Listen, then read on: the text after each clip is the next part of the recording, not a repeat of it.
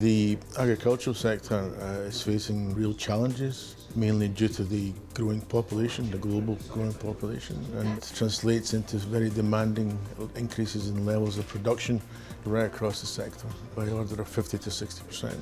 I'm really concerned that agriculture in Scotland has flatlined production in the last 20 years, and we need to look as farmers in Scotland to turn to technology now to lift production in Scotland.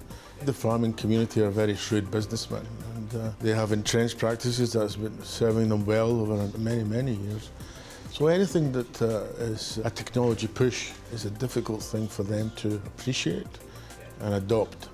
The role of any solutions provider is to prove the value and define the return on investment, because fundamentally that's the business criterion.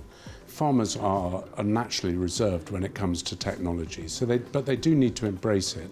I mean, the more farmers I speak to now are embracing things that they should have embraced a few years ago, things like scanning cattle and actually scanning for production of meat in cattle.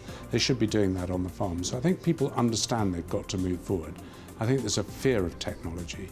My big comment to farmers is don't be frightened of it. It can work for you as long as you make it part of your plan and don't push it to one side.